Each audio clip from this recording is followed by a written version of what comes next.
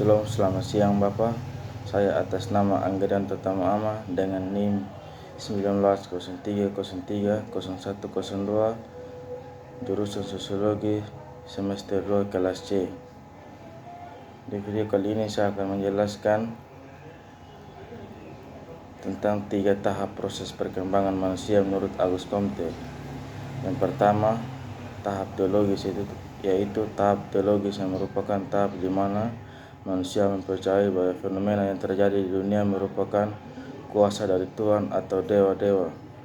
Tahap teologis dibagi lagi menjadi 3, yaitu tahap pertama, tahap animisme, yang beranggapan bahwa semua benda yang terdapat di dunia, baik itu benda mati maupun benda hidup, semuanya memiliki jiwa. Positivisme anggap bahwa terdapat dewa-dewa yang mengatur masing-masing aspek kehidupan, misalnya dewa laut. Yang ketiga, monoteisme, itu anggapan bahwa Tuhan hanya satu atau esa.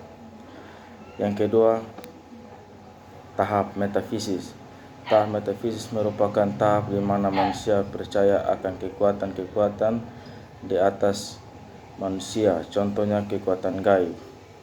Yang ketiga, tahap positif, yaitu tahap positif merupakan tahap di mana manusia lebih mempercayai ilmu pengetahuan dan teknologi serta melalui berpikir secara ilmiah.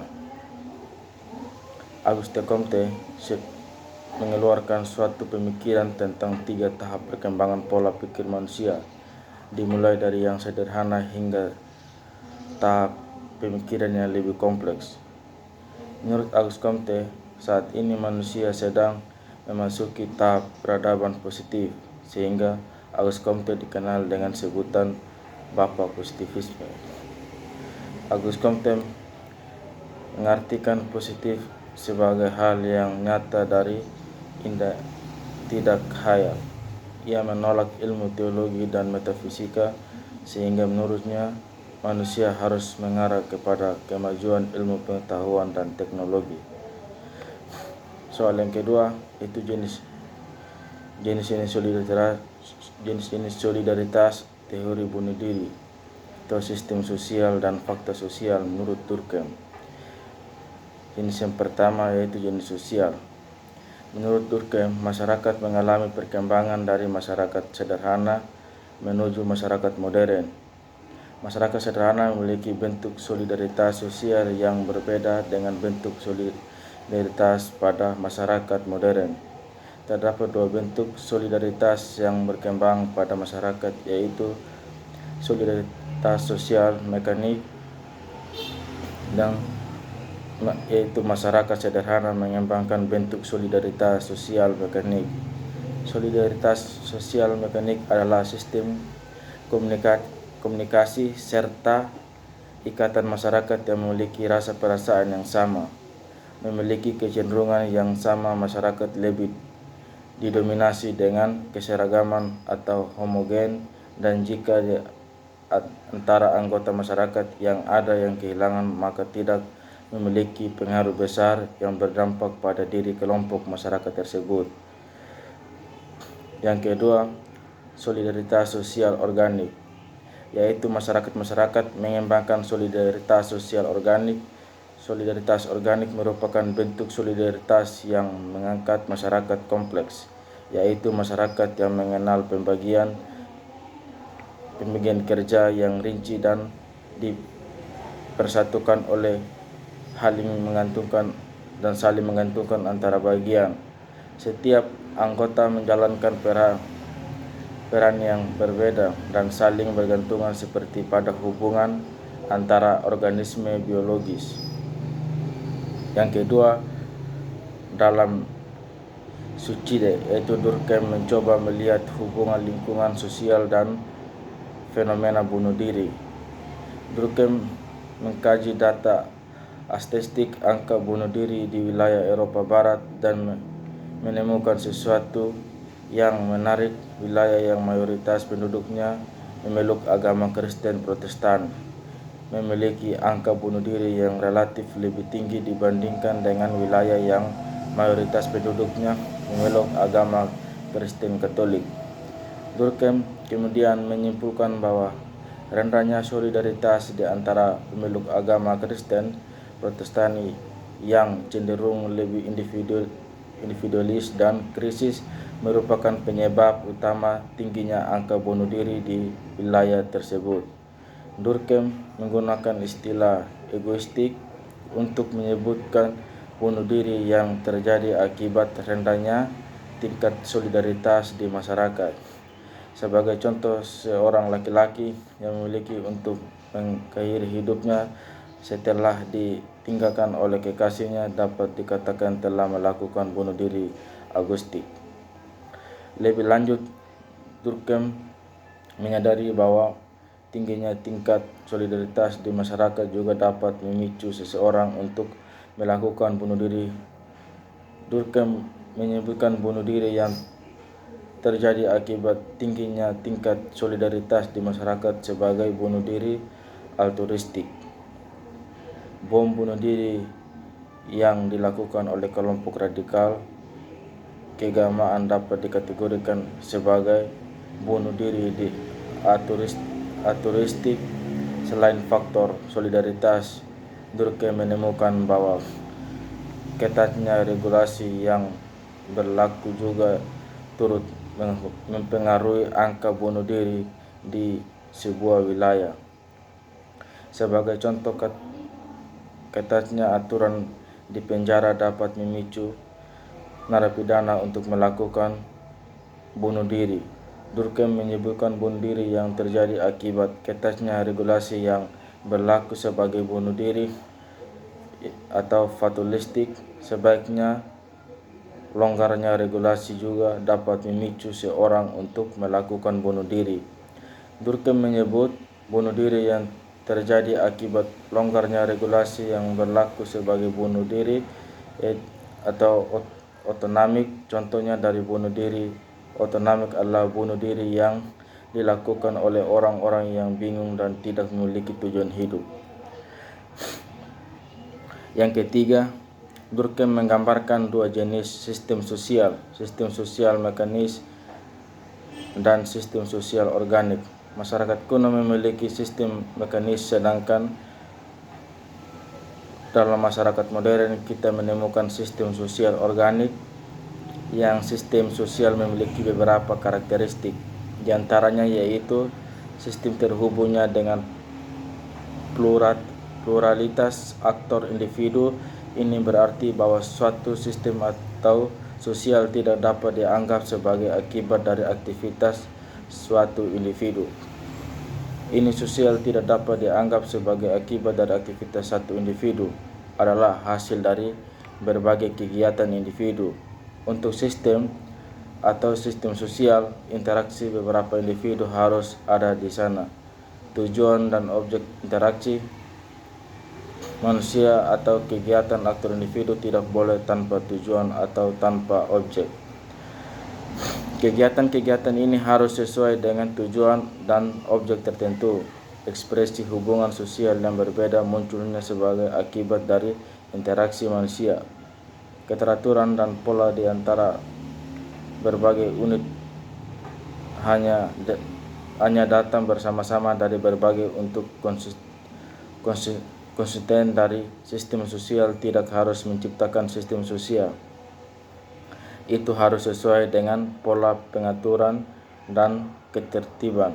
Persatuan yang digarisbawahi di antara sebagai unit konsisten menghasilkan sistem sosial. Hubungan fungsional adalah dasar persatuan. Kita telah melihat untuk konstituen yang berbeda memiliki atau satu kesatuan untuk membentuk suatu sistem, yaitu kesatuan didasarkan pada hubungan fungsional sebagai hasil dari hubungan fungsional antara unit-unit konsisten yang berbeda keseluruhan yang tergarisi di sebuah sistem sosial. Aspek fisik atau lingkungan sistem sosial ini berarti bahwa setiap sistem sosial terhubung dengan wilayah geografis tertentu atau tempat atau waktu. masyarakat, dan lain-lain. Dengan lain ini berarti bahwa sistem sosial tidak sama pada waktu yang berbeda, di tempat-tempat yang berbeda, dan dalam keadaan yang berbeda.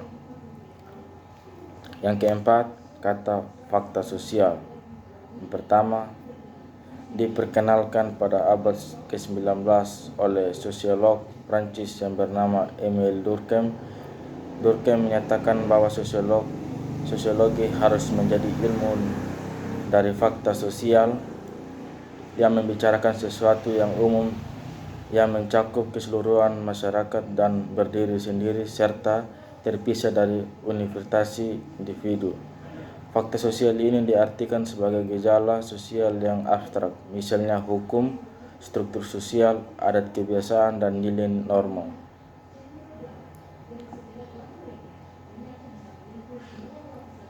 Kehidupan lainnya yang memiliki kekuasaan tertentu untuk memaksa bahwa kekuasaan itu berwujud dalam kehidupan masyarakat di luar kemampuan individu, sehingga individu menjadi tidak tampak. Selain tidak, menurut Emile Durkheim, metode sosiologis yang dipraktikkan harus berdasarkan sepenuhnya pada prinsip dasar bahwa faktor sosial harus dipelajari sebagai materi, yakni sebagai realitas eksternal dari seseorang individu.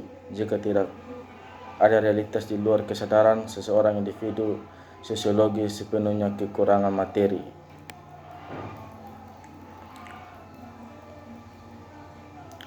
Sehingga ketika seseorang berbuat lain dari apa yang diharapkan oleh masyarakat, maka ia akan mendapatkan tindakan, ejekan, celaan, bahkan mendapatkan sebuah hukuman. Selain itu, fakta sosial memiliki 3 sifat, yaitu eksternal, umum, dan memaksa. Yang pertama, eksternal. Eksternal artinya fakta tersebut berbeda di luar pertimbangan seseorang dan telah ada begitu sejak sebelum manusia ada di dunia. Yang kedua, koersif. Itu sifatnya memaksa. Fakta ini memiliki kekuatan untuk menekankan dari memaksa individu menerima dan memaksanya. Dalam fakta sosial sangat nyata sekali bahwa individu itu dipaksa dan dibimbing, diyakinkan, didorong dengan cara tertentu yang pengaruh oleh berbagai tipe fakta sosial dalam lingkungan sosialnya. Artinya, fakta sosial mempunyai kekuatan untuk memaksa individu untuk melepaskan kemampuannya sendiri, sehingga eksistensi kemampuannya terlingkup oleh semua fakta sosial. Yang ketiga, menyebar atau umum. Fakta sosial ini bersifat umum atau tersebar secara meluas dalam suatu masyarakat. Dengan kata lain, fakta sosial ini merupakan milik bersama, bukan sifat individu persorangan. Yang berikutnya, fakta sosial menurut Durkheim terdiri dari beberapa macam. Yang pertama, dalam bentuk material, yaitu suatu yang dapat disimak, dianggap, dan diobservasi. Itu fakta sosial ini yang merupakan bagian dari dunia yang contohnya arsitektur dan norma hukum. Yang kedua, dalam bentuk non material, yaitu sesuatu yang dianggap nyata atau eksternal. Fakta ini bersifat interobjektif yang hanya muncul dari dalam kesadaran manusia, sebagai contoh egoisme, altruisme, dan opini. Penjelasan mengenai sosial dapat dilakukan melalui 2 cara, yaitu penjelasan sebab akibat, yaitu fakta sosial harus dijelaskan berdasarkan fakta-fakta sosial yang mendahuluinya, sehingga dapat mengetahui sebab dari terbentuknya fakta sosial tersebut. Setelah sebab tersebut ditemukan, selanjutnya mencari penyebab fakta sosial tersebut. Masih ada kenyataan bahwa fakta sosial itu masih ada selanjutnya dapat dijelaskan berdasarkan fungsi yang dimilikinya. Yang kedua, penjelasan tentang fungsional, yaitu fungsional suatu fakta yang harus selalu ditemukan dalam hubungannya dengan suatu tujuan sosial lainnya. Ini beberapa bahwa harus diteliti apakah ada persamaan antara fakta yang ditinjau atau yang diperlukan dan dari organisme sosial ini, dan di mana letaknya persesuaiannya. Perbedaan fakta sosial dengan fakta individu yaitu fakta sosial adalah perbuatan-perbuatan yang ada di luar individu secara terpisah, umum, dan memaksa karena fakta itu tidak dapat terlepas dari individu-individu secara bersama-sama serta memaksakan individu berbuat sesuai dengan keadaan masyarakatnya. Jadi, fakta sosial tidak menyatu dengan individu-individu secara utuh, tetapi juga tidak bisa lepas dari individu-individu tersebut.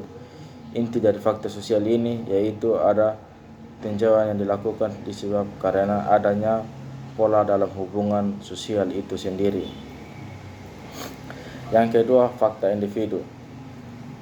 Fakta individu sering disebut sebagai fakta organis atau fakta psikis.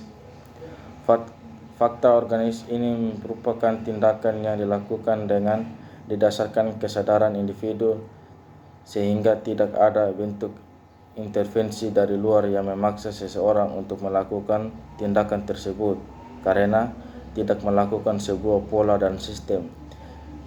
Menurut Emil Durkheim, fakta sosial tidak dapat direduksi menjadi fakta individu karena ia memiliki eksistensi yang independen. Di tengah-tengah masyarakat, fakta sosial sesungguhnya suatu kumpulan dari fakta-fakta individu, akan tetapi kemudian diungkapkan dalam suatu realitas yang real. Yang ketiga, teori tindakan sosial, teori biokrasi, teori kapitalisme menurut Weber. Yang pertama, teori tindakan sosial. Weber membagi tindakan sosial menjadi 4 tipe. Tipe pertama, rasional, instrumental, mengacu pada tindakan yang dilandasi oleh rasionalitas sang aktor demi mencapai tujuan tertentu, seperti transaksi ekonomi. Tipe kedua, rasional atau nilai, yang mengacu pada tindakan yang dilandasi oleh kepercayaan terhadap nilai-nilai tertentu, seperti berdoa bersama yang dilandasi oleh nilai agama. Tipe ketiga, mengacu pada tindakan yang dilandasi oleh perasaan seseorang individu, seperti menangis di pemakaman. Tipe terakhir, tradisional, mengacu pada tindakan yang dilandasi oleh tradisi atau dengan kata lain telah dilakukan berulang-ulang sejak zaman dahulu, seperti mudik. 3 karya Weber yang lain membahas topik yang cukup beragam, mulai dari objektif kapitalisme hingga sumber-sumber legitimasi seorang pemimpin. Tindakan sosial menurut Max Weber atau arti subjektif bagi diri dan diarahkan kepada tindakan orang lain. Dalam riset 1975, suatu tindakan individu yang diarahkan kepada benda mati tidak masuk dalam kategori tindakan sosial. Suatu tindakan akan dikatakan sebagai tindakan sosial ketika tindakan tersebut benar-benar diarahkan kepada orang lain atau individu lainnya. Meski tak jarang tindakan sosial dapat beberapa tindakan yang bersifat membatin atau bersifat subjektif yang mungkin terjadi karena pengaruh dari situasi tertentu. Terkadang tindakan dapat berpulang kembali dengan sengaja sebagai akibat dari pengaruh situasi yang serupa atau berupa persatuan secara positif dalam situasi tertentu. Berikutnya, ciri-ciri dan ciri-ciri tindakan sosial, yaitu 5 ciri tindakan sosial. Yang pertama, jika tindakan manusia itu menurut aktornya mengandung makna subjektif, dan hal-hal ini bisa meliputi berbagai tindakannya atau tindakan nyata. Yang kedua, tindakan nyata itu bisa bersifat membatin sepenuhnya. Yang ketiga, tindakan itu bisa berasal dari akibat pengaruh positif atas suatu situasi. Itu tindakan yang sengaja diulang atau tindakan dalam bentuk persetujuan secara diam-diam dari pihak manapun. Yang keempat, tindakan itu diarahkan kepada seseorang atau kepada beberapa individu. Yang kelima, tindakan itu memperhatikan tindakan orang lain dan terarah kepada orang lain itu. Selain kelima ciri pokok tersebut, menurut Weber tindak sosial dapat pula dibedakan dari sudut waktu, sehingga ada waktunya yang diarahkan kepada waktu sekarang, waktu lalu, atau waktu yang akan datang. Sasaran sesuatu tindakan sosial bisa individu tetapi juga bisa kelompok atau sekumpulan orang.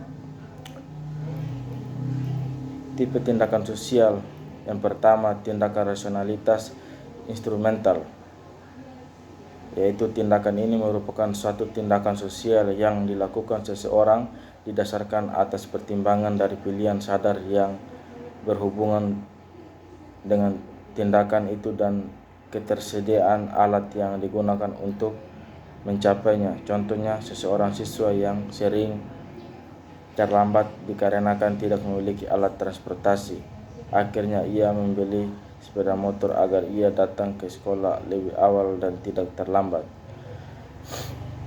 Tindakan ini telah dipertimbangkan dengan matang agar ia mencapai tujuan tertentu dengan perkataan lainnya menilai dan menentukan tujuan itu, dan bisa saja tindakan ini dijadikan sebagai cara untuk mencapai tujuan lain. Yang kedua, tindakan rasional, yaitu nilai. Sedangkan tindakan rasional nilai memiliki sifat bahwa alat-alat yang hanya merupakan pertimbangan yang sadar, sementara tujuan-tujuan sudah ada di halaman hubungan dan nilai-nilai individu yang bersifat absolut. Contohnya, perilaku beribadah atau seseorang mendahulukan orang yang lebih tua ketika antri sembako. Artinya, tindakan sosial ini telah mempertimbangkan terlebih dahulu karena mendahulukan nilai-nilai sosial maupun nilai agama yang ia miliki.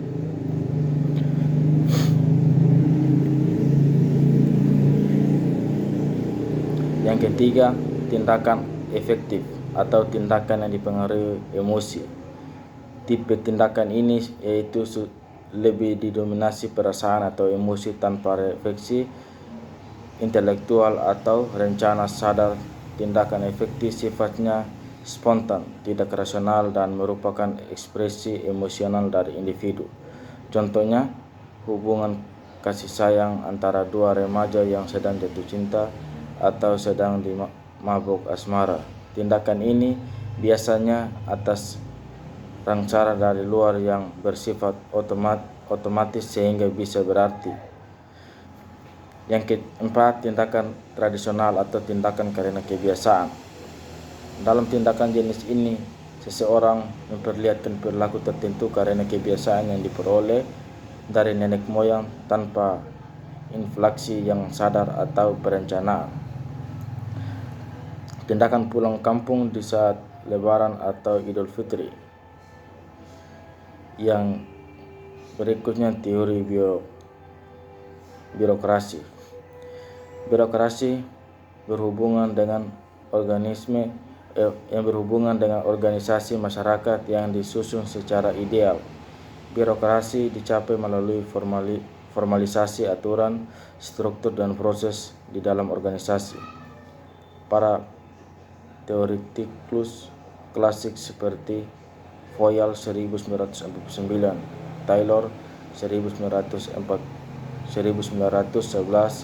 dari Weber 1948 selama bertahun-tahun telah mendukung modal birokrasi guna meningkatkan efektivitas administrasi organisasi. Max Weber adalah sosok yang dikenal sebagai bapak birokrasi. Menurut Weber, 1948 organisasi birokrasi yang ideal menyatakan 8 karakteristik struktur. Yang pertama, aturan-aturan yang disarankan, regulasi dan prosedur yang distandarkan dari arah tindakan anggota organisasi dalam pencapaian tugas organisasi yang menggambarkan pembangunan rangkaian keindahan dan panduan perspektif untuk merencanakan tugas dan aktivitas organisasi.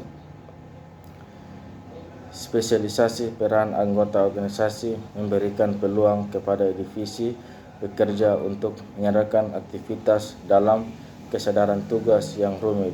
Dengan memecah tugas-tugas yang rumit di dalam aktivitas khusus tersebut, maka produktivitas bekerja dapat diangkat ketika hierarki otoritas organisasi formal bekerja dapat ditingkatkan ketika hierarki pada keahlian pemegang jabatan secara individu membantu mengarahkan hubungan antara personal dari antara anggota organisasi guna menyelesaikan tugas-tugas organisasi. Keempat, pekerja personil berkualitas didasarkan pada kemampuan teknik yang mereka miliki dan kemampuan untuk melaksanakan tugas yang dibebankan kepada mereka. Para manajer harus mengevaluasi persyaratan pelamar kerja secara logis, dan individu berkualitas dapat diberikan kesempatan untuk melakukan tugas demi perusahaan. Kelima, mampu tukar personil dalam organisasi yang bertanggung jawab. Itu memungkinkan aktivitas organisasi dapat diselesaikan oleh individu yang berdasarkan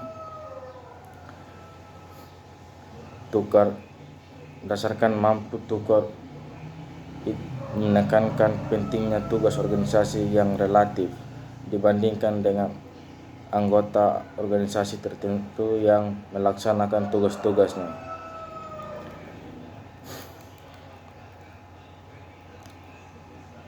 Birokrasi menurut Max Weber. Weber yang menyatakan birokrasi itu sistem kekuasaan di dalam pemimpin mempraktekkan kontrol atas bawahan.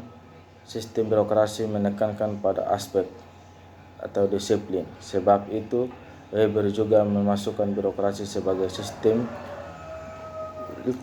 legal rasional, legal oleh sebab tunduk pada aturan-aturan tertulis dan dapat disimak oleh siapapun juga. Rasional artinya dapat dipahami, dipelajari, dan jelas penjelasan sebab akibatnya. Yang berikutnya, teori kapitalisme. Kapitalisme atau kapital adalah sistem ekonomi di mana perdagangan, industri, dan alat-alat produksi dikendalikan oleh pemilik swasta dengan tujuan membuat keuntungan dalam ekonomi.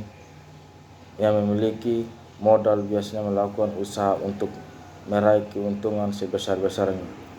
Demi prinsip tersebut, maka pemerintah dapat melakukan intervensi pasar guna keuntungan bersama, tetapi intervensi pemerintah dilakukan secara besar-besaran untuk kepentingan pribadi. Walaupun demikian, kapitalisme sebenarnya tidak memiliki definisi universal yang bisa diterima secara luas.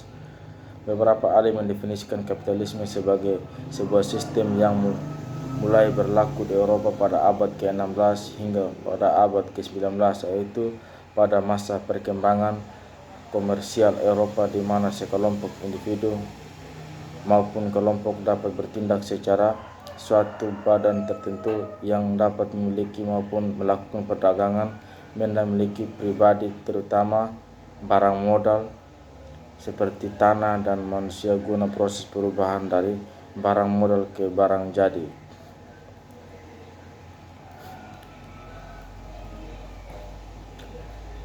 Yang keempat, teori dialektika, kesadaran palsu. struktur basis alienasi agama sebagai candu, dan kesadaran palsu relasi ekonomi politik menurut Max Weber. Menurut yang pertama, teori dialektika, fokus Marx pada kontraduksi nyata yang sedang ada menghasilkan suatu metode khusus untuk mempelajari fenomena sosial yang kemudian juga disebut dialektis. Yang kedua yaitu fakta dan nilai. Di dalam analis dialektis, nilai sosial tidak dapat dipisahkan dari fakta-fakta sosial. Banyak sosiolog percaya bahwa nilai-nilai mereka dapat dan harus dipisahkan dari studi mereka atas fakta-fakta tentang dunia sosial. Dialektis percaya bahwa bukan hanya mustahil untuk terus menjauhkan nilai-nilai dari studi dunia sosial, tetapi juga tidak pantas, karena dengan terbuatnya demikian akan menghasilkan sesuatu sosiologi tidak memihak yang tidak manusiawi, yang hanya mampu menawarkan sedikit saja kepada orang yang sedang mencari jawaban bagi masalah-masalah yang sedang mereka hadapi. Yang kedua, hubungan resiprokal. Metode analisis dialektis tidak melihat hubungan sebab dan akibat satu erat yang sederhana antara aneka bagian dunia sosial bagi pemikir dialektis. Pengaruh-pengaruh sosial tidak pernah hanya mengalir satu arah seperti faktor kemungkinan mempunyai suatu efek pada faktor lain, tetapi mungkin saja bahwa yang belakangan mempunyai efek yang serempak kepada yang terdahulu. Sebagai contoh, eksploitasi pekerja yang terus meningkat oleh kaum kapitalis dapat menyebabkan para pekerja menjadi semakin tidak puas dan lebih melihat, tetapi militansi kaum proletariat yang semakin meningkat dapat menyebabkan para kapitalis beraksi bahwa semakin lebih eksploitasi untuk menghancurkan perlawanan para pekerja. Yang ketiga, masa lampau, masa kini, atau masa depan. Para dialektis bukan hanya kepada hubungan fenomena sosial yang di dalamnya kontemporer, tetapi juga di dalamnya hubungan realitas kontemporer dengan fenomena sosial masa lampau maupun fenomena sosial masa depan. Hal ini mempunyai dua implikasi yang jelas bagi sosiologi dialektis. Pertama, itu berarti bahwa para sosiologi dialektis harus berhasrat untuk mempelajari akar-akar historis dunia kontemporer seperti yang dilakukan Marx di dalamnya mengenai studi sumber-sumber kapitalisme.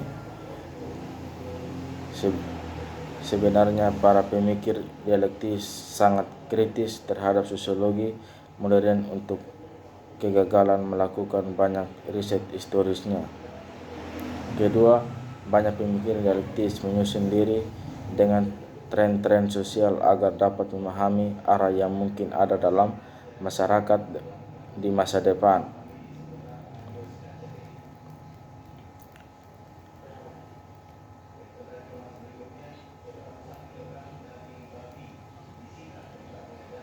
Yang berikutnya, teori kesadaran palsu.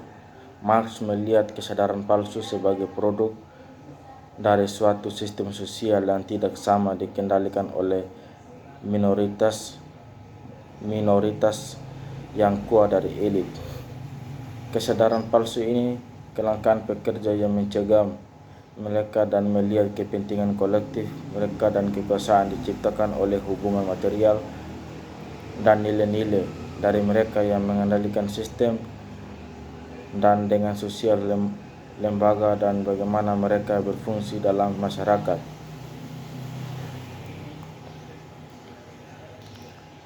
Yang berikutnya, struktur basis. Pemikiran Marx merupakan pemikiran yang struktur hierarkis, pemikiran yang berdasarkan pada sebuah struktur sosial. Di sini Marx membagi pemikirannya menjadi dua basis, dan struktur basis ini merupakan dasar dan fundamen bagi superstruktur basis. Menurut Marx adalah ekonomi, dan substruktur adalah politik, budaya, hukum, sosial, dan lain-lain. Marx berpendapat bahwa ekonomi adalah dasar dari subsistem yang ada pada ekonomi menjadi dasar dari apa yang akan terbentuk atau terlihat di sebuah sistem politik. Subsistem budaya, subsistem hukum, subsistem sosial, dan lain-lain. Yang berikutnya, teori alienasi. Itu Karl Marx mendeskripsikan alienasi orang-orang dari aspek-aspek mereka sebagai konsekuensi dari kehidupan di dalam masyarakat dengan golongan-golongan sosial yang teridentifikasi. Sementara itu, alienasi dari diri adalah sebuah konsekuensi dari menjalankan mekanisme sebuah golongan sosial, sebuah kondisi yang menganalisis seseorang dari kemampuan mereka.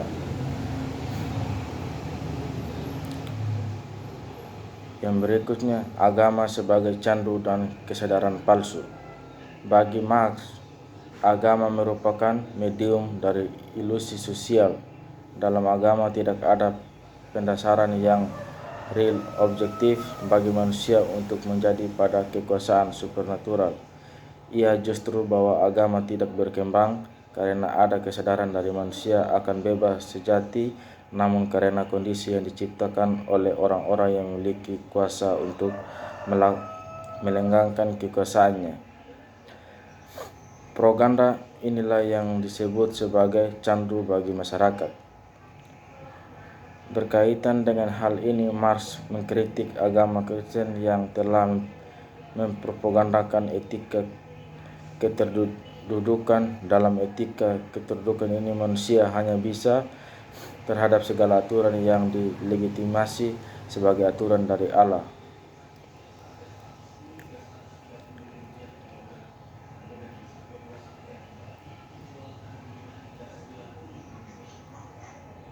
Yang berikutnya, relasi ekonomi politik. Ekonomi politik Marxis bersumber pada ajaran-ajaran ekonomi politik klasik Inggris, terutama pada dasar nilai kerja yang dikemukakan oleh Adam Smith dan David berpegang terhadap teori tersebut dari melanjutkan selera konsekuen teori ini. Sambil menyelidiki hukum gerak ekonomi, Marx sampai pada kesimpulannya yang menjadi baru pertama teori itu ekonomi Marx, yaitu teori nilai lebih. Dari batu pertama inilah Marx membangun teori bahkan krisis kapitalisme itu tak terdasarkan dalam dan bahkan maupun tidak mau sistem kapitalisme harus menyingkir dan digantikan oleh ekonomi politik. Marxian merupakan kritik terhadap sistem ekonomi pasar kapitalisme. Pilar kelembagaan kapitalisme tersebut dinyatakan oleh Marx yang dieksploitasikan menempatkan tenaga kerja terhadap dengan pemilik modal bisa terjadi karena dalam kapitalisme pencipta peranata autoproduksi selalu terlambat dan perlambat inovasi produksi.